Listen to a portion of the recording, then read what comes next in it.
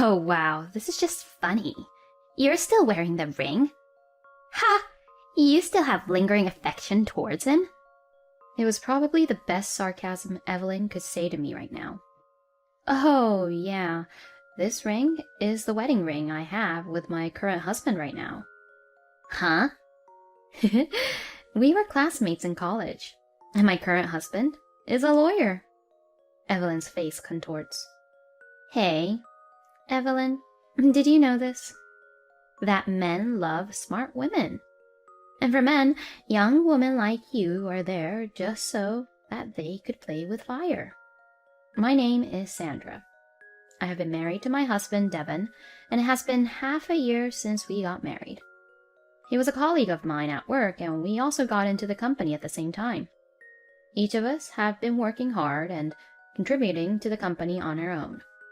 And we got married. But since we were in different departments, we were not specifically ordered to be transferred, and we left home together and commuted to work every day together. My husband is, to put it nicely, a very serious person. But if I say it negatively, he could be very delusional. I got married to him with the understanding of Devon's strength and weaknesses. Although he could be like that, if you talk to him and explain to him about it, he tends to be understanding. Everyone has their own strengths and weaknesses. I naively thought that since he would listen to me, there would be no problem if I married him. But after getting married, I realized that there was a part of him that I overlooked. When I came home from work, my husband would always ask me what happened at work. How was work today? Here we go again, is what I think to myself. Oh, it's normal. Nothing unusual. Same old, you know. It has become routine for me to answer it that way. Normal? Every day is never exactly the same, is it? Just like the seasons change from day to day, right? Even today, something different must have happened compared to yesterday. If I'm being honest, this conversation itself is really annoying and difficult for me to get through. It's easy to talk about things in the department. My husband is right. Many things happen every day. But I can see that if I talk about it, it will be even more bothersome. It's going to be a long chat, and it's not like we can find a good solution or anything like that. I come home tired from work, but he says, This happened to me today. He can talk for hours on end about trivial things that I could have ended the conversation with, I see, that's life, I guess. I can't seem to just enjoy the conversation with my husband. Today, a new request for approval was made in the planning department. And like this, he gets information really quickly. If he knew from the beginning, what's the point of asking me about it? Oh, that. Yeah. It was you who requested that approval, wasn't it? Yes, so you knew it, didn't you? Of course! I will always have information about what's going on in the company. Especially if it's related to you, Sandra. Oh, is that so? So, about that proposal. Here it is. This is what I don't like. Maybe you should have asked me for some advice. You know, I told you before that I can't consult about it with you, right? Yes, but it's one of the company's most important projects, right? Shouldn't we take in the opinions of as many people as possible? I think my husband is right. However, I am not going to listen to my husband's opinion, because my husband is supposed to include his opinion in the proposal beforehand. It's not just a matter of frequency. It's a matter of how he thinks that what I say is right is the problem here. Each time this happens, I admonish him. If I explain it to him, he finally understands, but honestly, this is getting really difficult for me. Just a few years ago, he never used to tell me how to do my job. Since we got married, my husband was always trying to do his best to proceed forward. I thought he was a very dependable person, but he's not good at the house chores at all. My husband had lived at home before we were married, and all of the housework was new to him. He tried to be properly proactive and do the housework, but this made me do the house chores even more. He could not cook, but one day he put a lot of energy into cooking dinner for me. I am very grateful that he made it. I could taste that he put all his effort in making it. Thank you for cooking dinner for me today. Yeah, but it doesn't taste that good, right? I wondered for a moment what I should say to that. Oh no, don't say that. There is a gray stew in front of me. Burnt bits are floating, and it is very thick. What did you put in for the ingredients? Huh? Oh, you don't know? Of course I would know. Because there's a gray slime in front of me, and I cannot see the shape of the ingredients at all. It just looks like a liquid food that you eat when you're on diet. It's mushroom stew. I put beans and mushrooms. So, I guess it's more like beans and mushroom stew. It's my original recipe. I see. The gray stew was very crunchy too for some reason. Did you cut off the stems for the mushrooms? What's that? They are not inedible, but I usually cut off the stems from the mushrooms. And now my husband is in a bad mood by this comment. My husband is the type who would always try to show off how he would do this and that. But when he was in the position where people would give advice to him, it seems like he can't take that very well. I made dinner, Sandra, so please clean up afterwards. My husband said that and went into his room. Normally, I would have felt bad at my husband being in a bad mood, but I was relieved at that moment. All I could think of was that I would not have to finish this bad stew. I took my plate to the kitchen and was really surprised. There was a huge amount of gray stew in the pot. The sink was a mess. My husband, who was cooking for the first time, couldn't seem to cook a meal while cleaning up. I sighed deeply and finished cleaning up the kitchen. I put the stew in the fridge, but Devon never touched it after that. It must have not tasted that great, huh? After that, my husband managed to cook, but his skill did not improve at all, as he does not like other people's advice. And as usual, the kitchen was dirty. I got fed up with this and began to actively cook meals. Then my husband said he would be in charge of doing the laundry. He's trying to find his own role in the house chores. I really appreciated his thoughtfulness, and I was grateful for how he behaved towards house chores. But even with the laundry, he would screw it up. Whoa! What's wrong? He shouted loudly as he took the clothes out of the washing machine to hang them up to dry. What the heck is this? Oh yeah, you left a tissue in your pocket, didn't you? Oh, well, I could just clean and pick them up later, right? He never apologizes. I'll start it over. You don't have to. I'm fine with it. But I don't like it. Oh, well, then just redo yours. I'll just hang them out to dry. There will be dry tissues all over the balcony if he does that. Who does he think is going to clean the balcony then? Sure enough, dried tissues were everywhere around the balcony. But my husband didn't seem to pay any attention to that. He did not even try to listen to my advice this time, too. After that, he continued to do house chores a lot, but still forgot to take the tissues out of his pockets. When he moves around, my workload increases. I can't seem to help him since he won't even try to listen to my advice. Like this, I became stressed out, and before I knew it, I started doing all the house chores. But my husband seemed to think that I wasn't relying on him much. I think he wants me to depend on him. But I don't know how I can depend on him. As these days continued, our conversations decreased. And after 6 months of marriage, I felt that we were in a bad situation. I just get tired of him whenever he opens his mouth. I was at a loss on what to do. Then one of my colleagues told me something about Devon. I was not shocked when I heard the story, but rather I felt somewhat liberated. And soon after, my husband told me about it. I need to talk to you. What is it? I want us to break up. Does that mean you want a divorce? Yes, that's right. Can you please tell me the reason, just in case? I want to remarry Evelyn. Oh, so the rumors are true. Yes, I had heard from my colleague that there was a rumor that Evelyn, my immediate subordinate, and my husband were having an affair. Fine, let's get a divorce. Are you sure about that?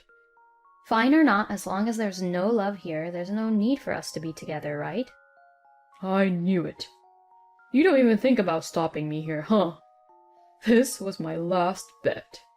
Huh? I was going to stay if you were going to cry and stop me. But you don't care about me anymore, huh? Can you please not say anything so stupid? Your last bet? This isn't kids' romance. We're married, for God's sake. Be realistic. You're always realistic like that. You've changed so much after you got married. Look, let's just cut the crap and just give me the divorce papers. Divorce papers, huh? Well, I don't have it. Huh? Oh, I didn't think we'd come to a decision so quickly. Well, you're right. It was all decided very quickly. Well then, get the divorce papers tomorrow. Are you really sure about this? Yeah, it's fine. I'll make sure to request for alimony. There's no shared property, so we don't have to request each other about it. Why? Huh? Why are you so calm about everything that's happening? So you really didn't love me after all, huh? I did love you. I loved you before we got married. But after we got married, I saw parts of you I hadn't seen before, and I got fed up with you, that's for sure. You said I've changed? But you've changed too. Well, I guess our personalities don't really match well with each other. And it's nothing we can do about it. But you're the one who cheated during the marriage, so you'll need to take responsibility for that. I understand. Later, Devin got the divorce papers, but he summoned Evelyn to the house, which I really did not expect. Oh, sorry about everything that's happened, Sandra.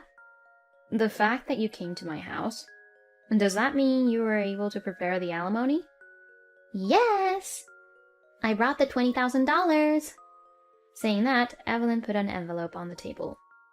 Inside the envelope, there was the $20,000. All right, good. I was able to confirm the amount.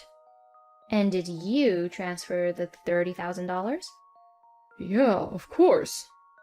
When I checked it on my phone, I found that the money was also transferred to my account properly. Well then, now that that's done, I have nothing more to say. So can you please leave? You're the one who's leaving though, right? Because this house is owned under Devin's name, isn't it? Excuse me? When I look at my husband, he is looking down without making any eye contact. Ah, I get it. There seems to be some kind of misunderstanding. Well, I'm going back to my parents' house for the time being, and the two of you need to have a proper discussion. As I was about to leave the house, Evelyn stopped me. Sandra, men, you know, like girls who are young and are amazed at anything they do. It looks like you didn't have enough of that cuteness in you. Oh, is that so? Thank you for your advice. Are you frustrated? Pardon me? Devin is pretty handsome too. You're right. Evelyn, thank you so much for giving me back my freedom. Please be happy, okay? Evelyn gave me a wry look as I smiled broadly, but I didn't care and headed for my parents' house. Of course, I did not forget to file divorce papers on the way to my parents' house. After the divorce, I commuted from my parents' house to work, but after Evelyn came into my house, I could not find her anywhere at work.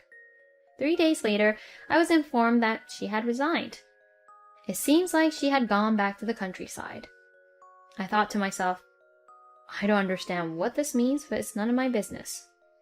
I went back to my parents' house and was having dinner when my ex-husband came to visit my parents' house. Oh, what do you want? Are you ready to move out of that house? Let's start over. What? Evelyn was only with me for money after all. Oh, well yeah, most likely. You knew that? Of course, she worked under me and she's been talking about going to blind dates and looking for rich guys. You were probably mistaken for a homeowner and the son of a wealthy family, right? How do you know? You lied about the house being in your name, didn't you? You're so stupid. Since you like to show off, that's why you get deceived by girls like her. That house was given to me by my father, and it is definitely not my ex-husband's house. Hey, let's just start over. No way. Why? Because I'll teach you all kinds of things again. So I'm telling you, that's what I hate. I mean, you're in sales, aren't you? Why are you interfering with my work when I'm in the planning department? And in your case, it's not even an advice. You tell me to make the proposal that you come up with. I really don't like that. It really just bothers me. Anyway, I will never get back with you again. I see. Then give me back the money I've been providing for you. It's like you should be indebted to me. What the hell are you even talking about? You've never, ever provided for me. Before we got married, at our wedding, and during our marriage, we split everything. You know that I have no concept of making men only pay for me. No. It's not no. If you insist, why don't you bring all the receipts with you? I hardly depended on you. You better get out of that house in a week, or I'll hire a lawyer and sue you. I slammed the front door behind me. After that, my ex-husband, who had no money, moved out of the house he was used to living in, perhaps wanting to avoid causing any problems. And before I knew it, he had left the company as well. According to my in-laws, they don't even know where Devon is. Well, I predict that since the affair between my ex-husband and Evelyn was known throughout the company, he could not continue to stay at the company. I have become the center of attention too, but I have done nothing wrong. As I pushed forward with my work confidently, that incident was no longer a topic of conversation. Then one day, 3 years later, I saw someone on the street. Oh, it's been a long time, Evelyn. Oh. It had been 3 years, but she seemed to remember me too. You broke up with that person, didn't you? So? Are you still single? It's none of your business. That's true. Handing out flyers in this cold weather is a tough job. Good job for doing it, Evelyn. Oh, wow. This is just funny. You're still wearing the ring? Ha! You still have lingering affection towards him? It was probably the best sarcasm Evelyn could say to me right now. Oh, yeah. This ring is the wedding ring I have with my current husband right now. Huh?